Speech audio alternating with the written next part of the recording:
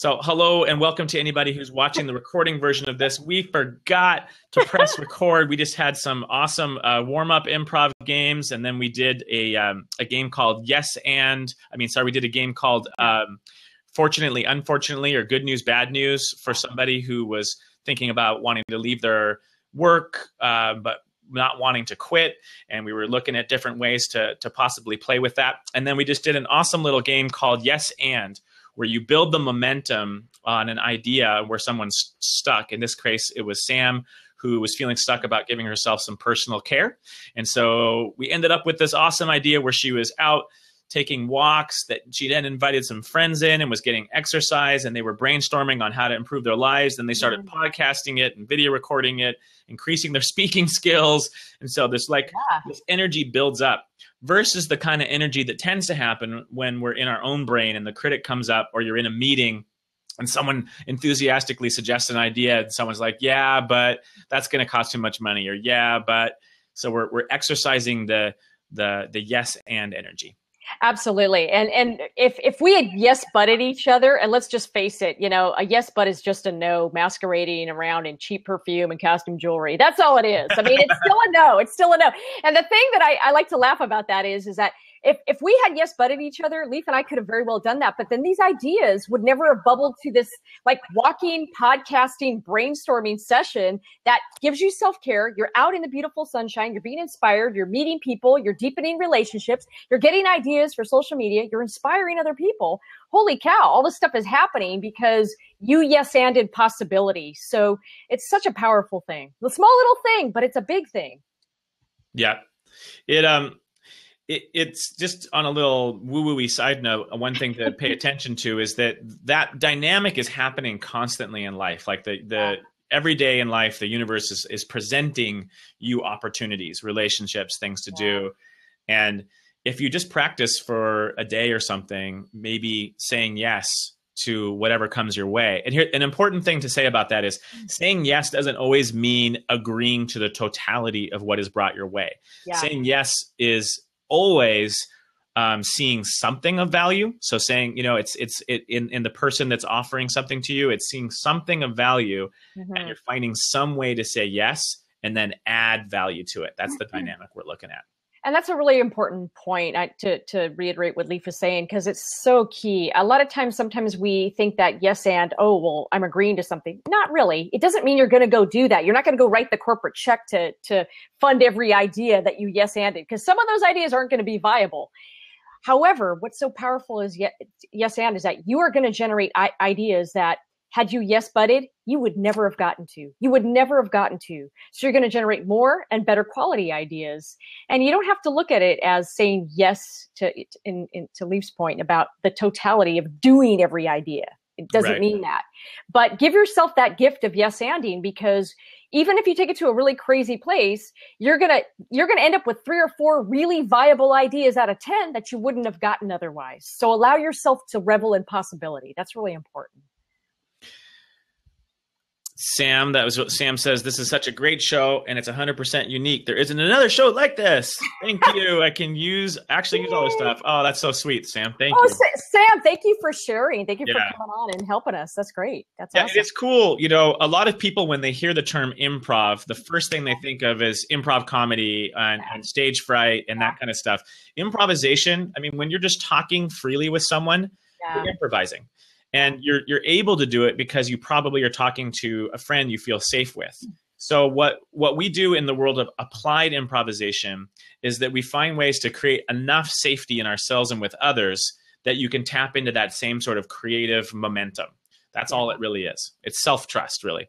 So anybody else out there have another challenge that's going on in your life? Elaine, I know you probably have something for us, or Carrie or Michael, that you would enjoy seeing a similar process as what we just did with Sam. We're happy to do it. Absolutely. And if we don't get something in a 30 seconds or so, then I will go ahead and we'll do the one we were talking about earlier. Absolutely. It's all good. It's all good. The improv doctors are in. So that's right. Yeah, no, this is fun. One of the things, and what I love about these exercises while we're sort of, waiting here, is that anybody can do them. You can go back, you can do them. It's helpful to do them with another person. You can even yes and yourself. How many times do we yes but ourselves? We do it all the time. So the more that you can just take these ideas and start using them regularly, I promise you're going to see a difference. And even if you just do nothing but yes and people instead of yes but in your own personal conversations, you're going to see a really interesting dynamic shift. You're going to see the energy of the conversation change. You're going to see your relationships change just because you let that person feel like they were heard. And yes but does not do that. Yes and lets people feel that they're heard. So use it. I promise you're going to see the energy of a conversation shift. Sam, you did an animated GIF in Twitter. I don't know how you did that so quickly. That was funny. Kathy, you're going like this. You're like, I know. This is true. And I have said this. So whoever made it, you are right. Let me tell you, I saw an animated GIF of myself that somebody created, and I realized that, oh my God, I am the personification of an animated GIF in my life. I am a walking, talking animated GIF. That's what I am. I am. How are you doing that so quickly, Sam? What are you using to do that? It automatically showed up. Oh, Blab is now automatically when you retweet. Blab does it for every Tell a Little Bird. Oh, that's so cool. It's really cool. And I've seen myself, and I am an animated GIF, and I accept that because it's funny. And that's me embracing Let's do it right, Kathy. Let's do animated GIFs right now. Ready? Like, let's just do them. Yeah.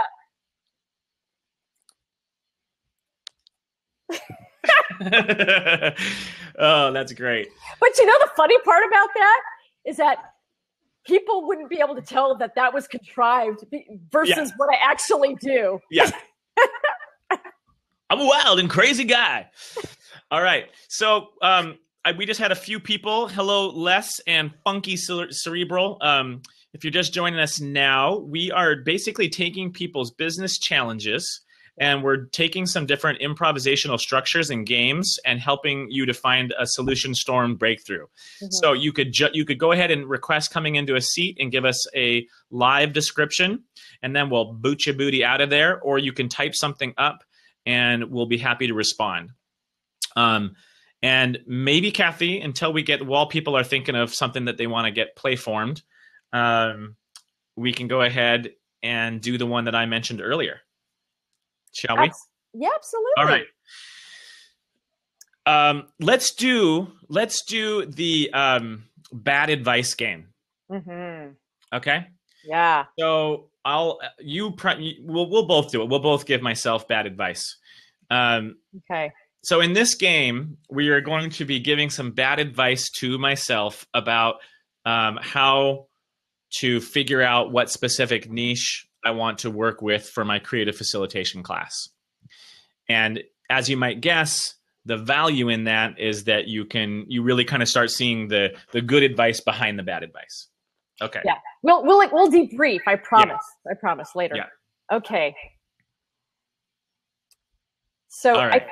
I think you should open up a book randomly to a page, and whatever word that your finger lands on, that's the niche that you should serve. Yes. Yes. And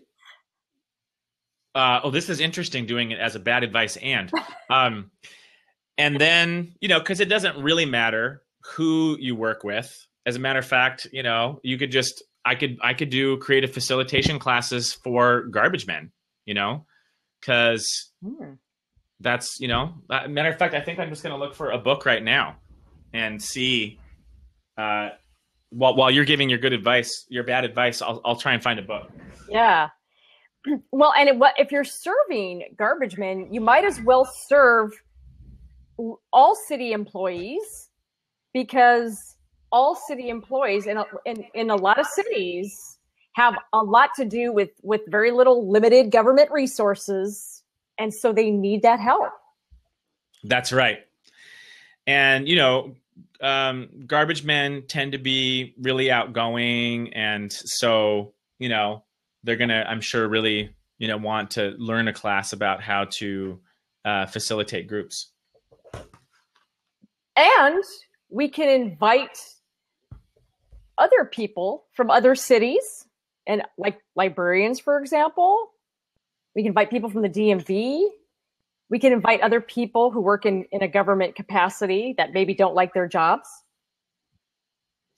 Yeah. Get people I could even do a workshop for people who all really don't like people in general. Now I'm going to stop right here just for a second to address a question that came in by Funky Cerebral. Because let me give a little context here. He or she, I'm not sure, is asking, is it productive? Yeah. So let me give you a little brief. What it is you're coming up with really bad advice, because then what we do is out of the bad advice, reverse engineer, because it forces your brain to think about it in a different way. Let me give you an example. If I had a meeting right now and I said, everybody give me right now, drop and give me 10 new ideas on how to increase customer engagement, your brain goes, But what if I said, give me 10 ideas on how we could make the customer experience worse? You would come up with 50 ideas. And then all we have to do is take each of those ideas and flip it and start to figure out where to look for how to make things better. You might say, well, then increase wait times in our call centers. Well, then let's go to our call centers and figure out how to shorten those times, because that's a good idea. So we're coming at it the opposite way. And this is actually a very productive way to get your brain to see things new, is what we're doing. So that's the issue. And here's what I think came out of this beautiful thing that Leif and I were doing, is that government, it started out as let's give bad advice, but we ended up with a niche. What if you did creative facilitation for people who serve government entities? Because a lot of government workers are stressed. They have to do a lot with very little support and very little, maybe respect or budget. There's a huge opportunity to make people who serve you at the DMV, in libraries, happier, better customer service providers. So that itself is actually a really decent niche. True. So just that's sort of what we're doing. Does that make sense? We're coming at it the opposite way. I just wanted to make sure. Yeah. Funky Cerebral's on board. Okay, good. I just wanted, because it's a great question, and if you came in midway, you might have missed the setup that Leif and I had. There you go. Okay. And I really like, Kathy, how you point out that, because one of the sensors that we deal with constantly when we're working with others and in ourselves is, am I being smart enough or clever enough, or is this a good enough idea? And if you if you give people opportunities to go, that doesn't fucking matter right now. Matter of fact, we want you to come up with bad ideas. We want you to fail. I will usually start my workshops by saying the goal in our next couple hours is to fail as much as possible. Yeah. So people already realize that, failing is actually how you grow up. It's how you learn. So imagine a little kid who had never walked before. And it's like, I don't want to look stupid if I fall over. It's like that kid's never going to learn how to walk, but they're just curious. And they just they stand and they fall and they stand and they fall. And that's how they learn to walk. And that's how they learn to walk. And not only that, but one of the things we were talking about earlier to Funky Cerebral, because it's a great point that you were making, is, we assume sometimes that things are bad ideas, but not necessarily, because that's our own bias. Now, we could assume that it's a bunch of bad ideas to create a niche around serving government workers. But actually, there are creative facilitators out there that serve that niche, and probably very well. Because it's a mistake to think that necessarily, because, our bias is, well, that's just a bad idea. Well, how do we know that? And part of what improv is doing is challenging these assumptions. Because in the example that Leif and I talked about earlier, what about restaurants that don't have menus? And there have been examples of restaurants that got rid of menus and were very successful doing it. And this idea, this rule that every restaurant has to have a menu, well, not necessarily. Yep. Beautiful. Thank you. Thank you, Funky Cerebral. Plus, I like your handle. That's actually a very cool handle. It's kind of an improv handle. Yeah, it is. I like it. It is a different way. And thanks, Sam. Yeah, it is a very different way. One of the things that improv is really good at is laying down new tracks and neural networks. And part of the reason why traditional brainstorming techniques don't work over and over again is because we're used to seeing things the same way over and over and over again. And if you come at things backwards or sideways, we're going to start to see things we didn't see before. And that's what improv is excellent at. Just for the fun of it, Kathy, something I was curious if it would work on live video is doing the two-headed alien. Oh. You think it would be real time enough we could do it? I don't even have to remind me because. Oh, so this basically we're speaking at the same time. Oh. I get it. I don't. We try doing it. Wow. It's a little bit of a delay. It's a bit trickier with the live video. It's like just that slight half-second delay. But you'll notice that one of the things that happens with that is that at like halfway through it, I knew exactly where Leaf was taking it, and I was able to anticipate the words that he was going to say. Our group, we had the group mind meld, and that was kind of cool. Cool. Yeah. All it's right. Like the other name for that game could be Annoying Little Brother. Yeah. Which would have been me trying to imitate. Hello, Sanyam. Welcome. So I would love for us to, Sanyam, we've been doing some really fun, creative improv games, helping people who are feeling stuck in a particular area in their life, particularly business challenges. So you can either jump in live or type something up, and we will take your challenge and we will play form it. Mm-hmm. Now, I'm surprised that, she looks like she left. But Carrie, who writes about small business and technology, would you let us know? Oh, you are here. Yes. Hello, Marcia. Hi, Marcia. So feel free to go ahead and either jump in live or type up a business challenge. Otherwise, you guys are just you want to observe. That's no problem. No problem. One of the things I was thinking of, if we didn't have anything in the text chat, and that's okay, because sometimes people are just curious about how to apply improv, is that one game that I like to do a lot is put to another use, which is we call it object freeze out here in my neck of the woods, but it's taking an object and using it for something other than what it was designed for, because you'll come up with new ideas of things to do. So like maybe one of the things, Leif, you and I could demonstrate as a game for people to use is how many things could we find to do with a smartphone? What could we do with this? Now pretend your smartphone is not a smartphone. In fact, it is something else. How many things could we come up with? And here's what it does. It starts giving you product ideas and ideas that just aren't obvious. So, Kathy, will you, for fun, try handing it to me across the screen here? Yeah, I will. I'm going to try to do that. Thank you. I wasn't very slick at that. So you'll have to go off. Yeah, here we go. I'll hand it back to you. Okay. Here you go. Hand it back to me. Thank you. Oh, you flipped it around at the same time. I did. Okay. All right. So I wanted to introduce to you guys my my new floatable raft for your pet mice.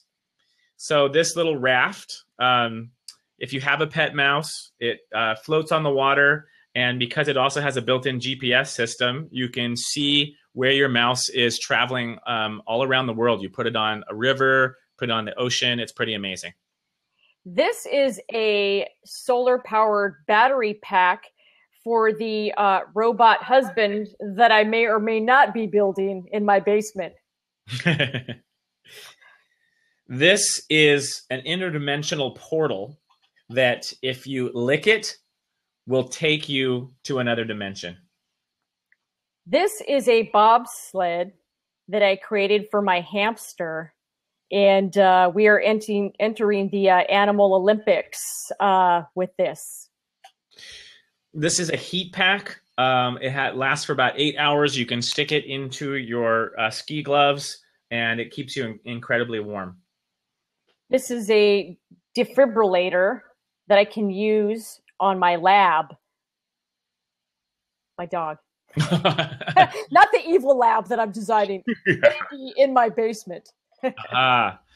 This is it's an amazing boomerang rock skipper. So it's been ergonomically designed so it's the perfect weight and smoothness when you skip it on the water.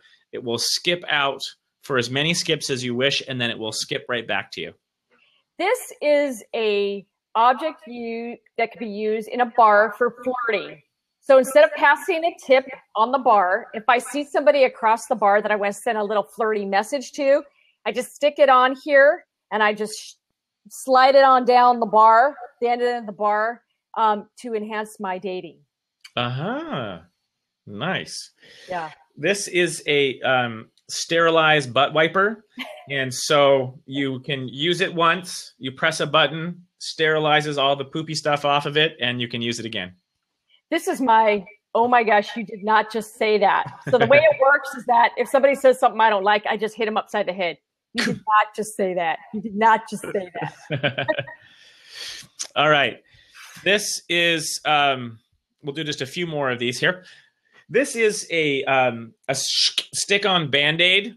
It's you don't need to peel anything off, and they're reusable. You can just stick them on, and it immediately stops all bleeding.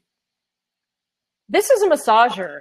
So like if, you can't reach those places that, really need to, and you kind of can go like this, that's really kind of get those knots in your shoulders out. Oh yeah. I like all those corners are just perfect for that. Yeah, Great. Totally. All right. So why are we doing this? We're doing this because a lot of times you might have a business and maybe it's a product development business, or and you're stuck. You can really take anything. You can take something as simple as a pen, and it stretches the part of your mind that starts helping you to see things other than what it already is. And obviously you can imagine in terms of ideation, in terms of creative brainstorming. That's one reason why. Why else are we doing it, Kathy? Well, one of the things that we talk about a lot here is that our brain is used to seeing things in the same way. And as Leif is explaining, what if we just suspended belief about what a product actually is? We can start to see ideas that maybe didn't bubble up. Now, we're not going to probably, if I'm Apple or if I'm an iPhone or any smart device manufacturer, I'm probably Samsung, whatever. I'm not going to all of a sudden create a defibrillator for dogs with this. But here's what it does do. It also gives me ideas for content and campaigns and funny ways to think about videos. What if I actually created a video campaign? 50 things to do with your smartphone other than use it as a smartphone. Now, that actually could be a very funny campaign that you could do for your company because it's lighthearted. It says, I get it. It's not all about you buying our products. And that's a great way to connect, especially with millennials. So sometimes you'll come up with ideas that are just out there enough to where it's fun, it's lighthearted, and it's doable. Excellent. Yeah. It's really kind of amazing to me. I've done it for something as simple as like a piece of lint or a paper clip in a group of 25 people in a circle. And at first people are thinking there's no way we're going to be able to come up with ideas for this. Yeah. And then people are amazed to watch as it goes around. It just keeps being reinvented. Yeah. And reality gets reframed in different ways. Yeah. And it's just language you're playing with. There is. And there's another version of that, of what we call, I call it object freeze in my neck of the woods. When I was trained at Comedy Sports, that's what we called it. It's called many things. And the main thing is you put it to another use. But the other way to put to another use is to take any object, take any service that you have, and then add on to it. So Leif and I actually came up with different products, but I could have just as easily taken one of his suggestions and added onto it. So maybe the example that you gave early on about it was something for your pet. I forgot what it was, but the mouse flotation device. The mouse flotation device. I actually could have added onto that, and I could have said it's not just we're going to turn it into a mouse cruise ship. We're going to put walls on it, and we could keep adding onto it. So then instead of having product ideas that maybe are a little desperate, and not desperate, but disparate, that go different. I just want to clarify, disparate, not desperate. Go that different directions and they're not connected. Yes, and brings them together. So you end up with stuff that builds on top of each other, and you actually end up with some really interesting ideas that way. I was just thinking of an activity we could do either with someone, if someone out there does have a challenge, or I could do with you, Kathy, if you have something you'd want to suggest, an area you're feeling stuck right now. Well, one thing I always love to do is I always love to I just love to break assumptions. So here's what I'll do. One of my favorite things to do is to challenge assumptions around conservative industries. So I was dealing with a bank the other day, and they also, actually more than a bank, they also offer like life insurance and all that other stuff. And one of the assumptions that I get a lot is, well, because it's a very serious regulated industry, we can't be serious. We can't do fun stuff in our business. I mean, we just can't do that. It's like, because our clients are serious and they wouldn't do anything fun. And so I thought maybe we could have some fun challenging that notion, maybe come up with ideas of what a serious financial business could do. A serious financial services business. Yes. Okay. So we could maybe one of the things, instead of taking it, there's two ways to go here. You can obviously, we can sort of iterate on ideas for content, or we could say, look, what about products and services? What about if I challenge the assumption that everything has to be serious? And I don't think that's true, because the millennials, especially care about having fun, and millennials want stuff. So what if we actually sort of iterated on product ideas or service ideas that are fun to cater to millennials? How about that? Financial products and services that cater to millennials. Yeah. Okay. Sounds like a good challenge. By the way, Funky Cerebro, were you saying charity as a business to bring play to, or bring some charity? One of the ideas we bring into the financial services? I'm thinking the latter, probably. I think it's probably the latter, but it would be good to get clarity. Yes, the latter. Okay. And I agree with you. And that's a great assumption. So we'll start there. Yes. And we're going to actually, because we know that millennials care about giving back and about social responsibility, we're going to give them the option with their cards to give a percent, not only back to their own account, but to give to different charities that they'd like to give to. Yes. And we're going to do a campaign on our site where they get to vote for the top charities that we want to make available to them for their cards.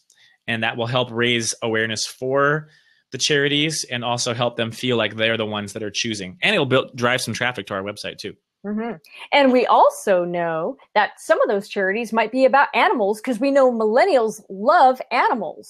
So we'll give them maybe the option to bring some of their pets into the business, into the banks. Yes, and we'll have like a little pet grooming station in our bank where people can bring their pets and just kind of hang out and have like a little chill time, and maybe do some financial classes for their pets. And we'll actually have mixer night where they can bring their pets. So not only will we teach them about good financial principles, but who knows? They might pick up a few other things as well. Now that's up to them, but it'll be a social mixer and it'll be fun. And maybe we'll have some local professionals who work with pets, pet trainers, some pet food specialists, some pet food stores, and we'll offer them some particular financial services for coming in and doing a demonstration during that event.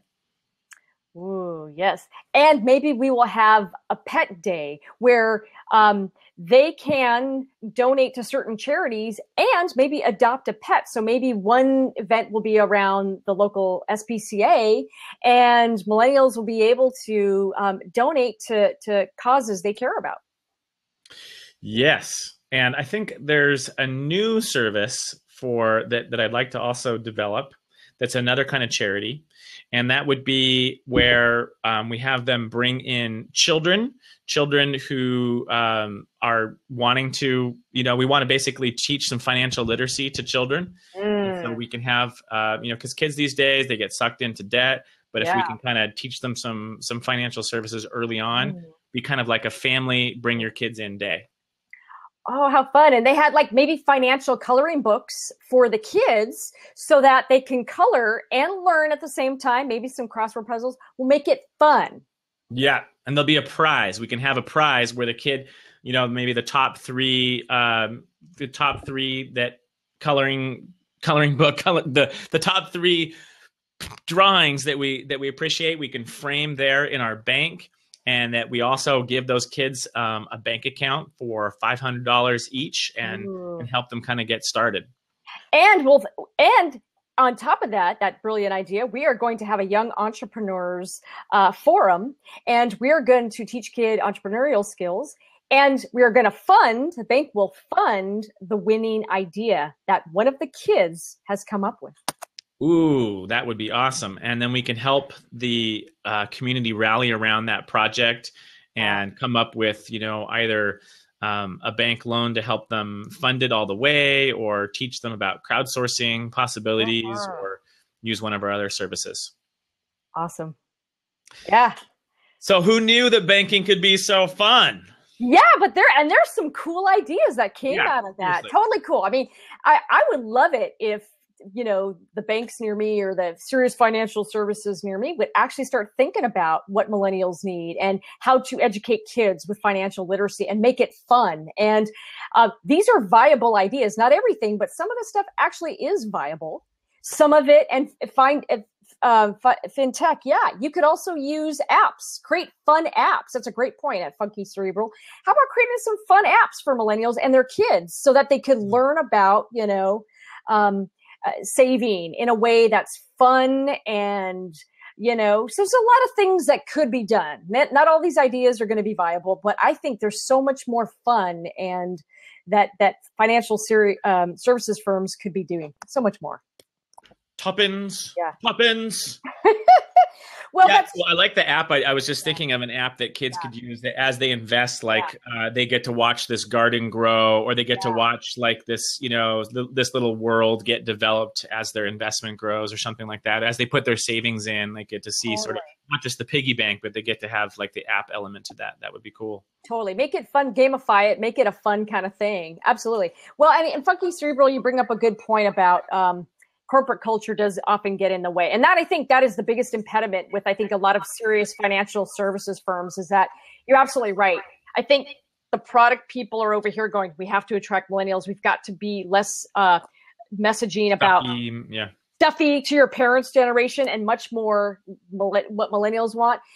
The issue is that in some of these very big firms, there's a legacy. There's an old corporate culture, and it's very stuffy. And yes, so I think you're right, but more could be done. And that's just an example of how you could do some brainstorming to come up with new ideas.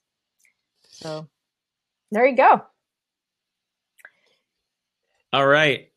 I think we've got about maybe time for one more person out there. If you've joined us late and you have a challenge or an idea that you want just to see some brainstorming, one game, Kathy, that I was thinking about doing was Color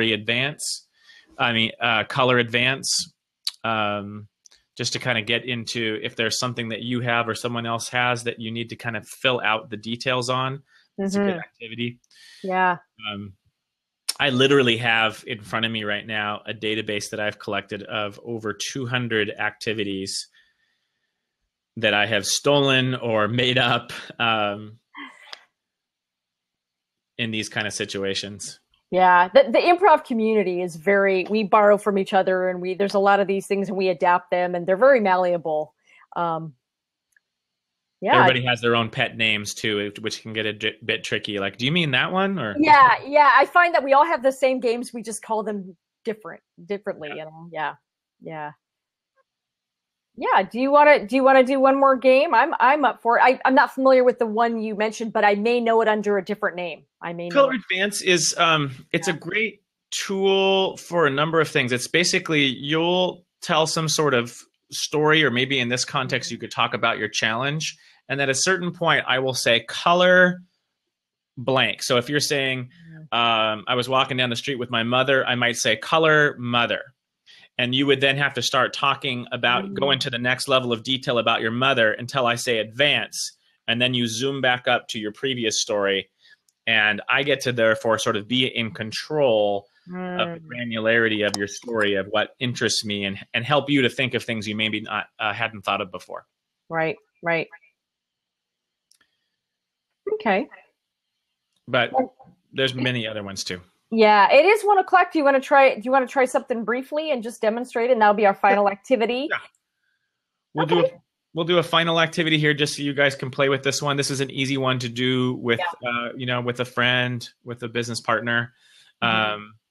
And so Kathy, why don't you go ahead and share with me, it could be a memory, it could be a challenge you're having, or anything.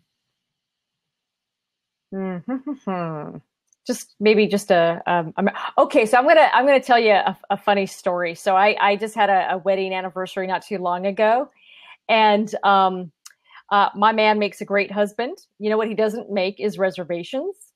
And I kept saying, "Hey, you got the reservations thing under control?" Yeah, I got it. So color reservations. So there's this one place I really wanted to go, and it's a hole in the wall, and it's only got about 12 tables, and it's got a long wait list for a Friday night. So you cannot get into this place without reservations. It's a very expensive organic Italian restaurant, about 20 minutes from my house, and the wait list is like a mile long. And anyway, he's like, "Yeah, I got it." So we drove to 4 different places on my anniversary because my husband didn't make reservations. And I was like, oh dear. There's that story that every couple has where it's that long drive home where nobody's talking and that color, nobody's talking. It's the silence, it's the awkward silent tension where color tension where between your husband. It's where the music seems very loud, and you need something in there because you've got 2 people not talking, and the awkwardness of the not talking because your wife is not happy that she didn't have reservations and asked you about the reservations for a couple of weeks. Color not happy. Your wife goes into silent mode and doesn't even look at you. She's just looking straight ahead as you drive, and you're driving very slow home because you know that you don't want to get to that final destination and have a conversation. So you're slowing down. You're taking the long back streets home to stretch out the route. So yeah, I think we finally we're so hungry. I think we ended up, I believe, at one of those kind of like fast food kind of restaurants, and it actually wasn't bad. It wasn't horrible. It's just, it was more the time. We could have just gone there in the first place. It was the time that we spent driving around on my anniversary, and I could have thought of a million other things we could have been doing. Color a million other things that you could have done. Watching a movie, eating at that fancy organic Italian restaurant, talking, having a great time, drinking wine and connecting instead of connecting on our anniversary, which is supposed to bring us together. Now there's that weird tension because Kathy's upset that, we were driving around to 4 different restaurants. And so I don't think, yeah. So neither one of us really had the anniversary dinner experience that we thought we were going to have. And like I said, I'm okay with it. Had we just gone there first and saved the frustration of driving around randomly trying to find a place, that would have probably been better. So yeah, not the best anniversary dinner experience, but he made it up to me the next night. Color the best anniversary experience. The best anniversary experience. He made reservations to this lovely place for the next evening, and we had a lovely time, and it was wonderful. And we connected like we're supposed to on our anniversary. Connected. Well, the rated PG version is we no longer were upset, and we were actually drinking wine and having a good time and not talking about being parents. We were talking about each other, which never happens. And so, so we did some things that couples do when the kids aren't around. So there you go. Color things the kids do when we're not. No, I was kidding.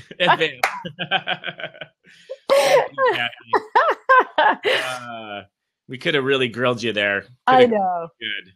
I know.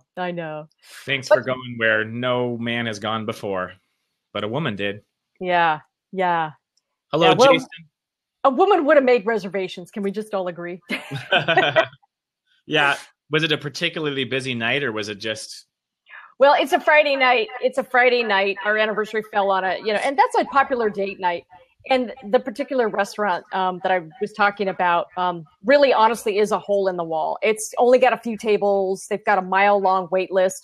So you just can't show up and be casual. Like you just can't do that. Yeah. And so my husband's sort of casual, like, do, we'll just saunter in and get a table. No.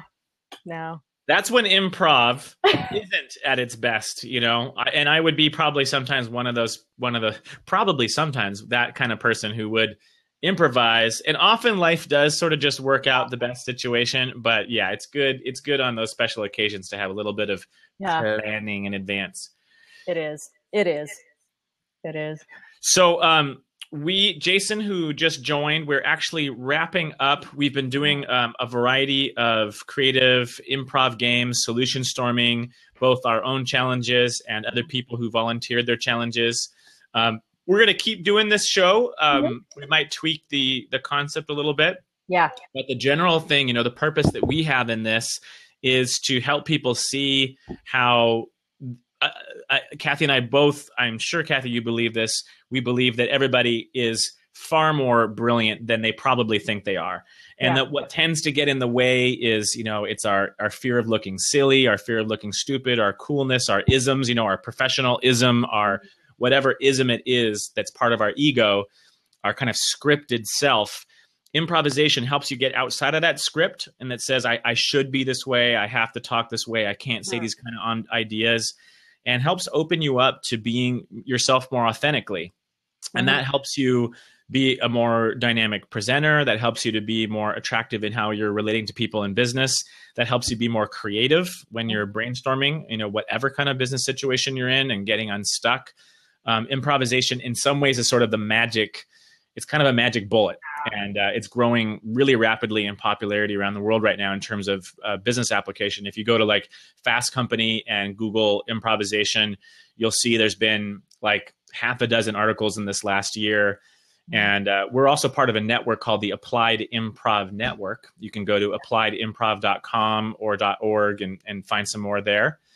And maybe we should do a short plug for ourselves too of what we do, Kathy, or save that for another time. Sure. The short of it is, for me, it's, I am the founder of keepingithuman.com, and I do storytelling and creative facilitation for companies across the industry spectrum. And you can find me at Kathy Klotes Guest that's my Twitter handle. Go ahead, Lee. Awesome. And I also do some creative facilitation, both personal, professional, and organizational development. So whether that's team building or teaching people creative collaboration and adaptive thinking in a business level. And recently what I'm trying to do is actually do an online creative facilitation class. So for people who do work with groups, trying to teach you both the inner game confidence side of things and also the outer game of how to have more magic, some spells. We're teaching you some magic spells for how to have a real impact, because I'll say one plug for this whole industry is information, in my opinion, is dead. Like by itself, content, it just sits there. And people are overwhelmed these days with, there's a million blog posts, there's a million videos, there's a million podcasts you can listen to. So what's going to become increasingly more in demand is live interactive stuff like this, whether it's in person, where you can really be full-bodied, multidimensional connecting with people, or even live media like this. As you can tell, it's kind of the new rave right now with all the new live media apps. So developing skills on how to be more improvisational, how to be in the moment, how to be more confident with that is increasingly important. So that's kind of why we're excited about this stuff. So absolutely. And Leaf, when is the next time that we're going to be doing this? Did we decide to go ahead and do it next week because the week after was Thanksgiving? Is that what we thought?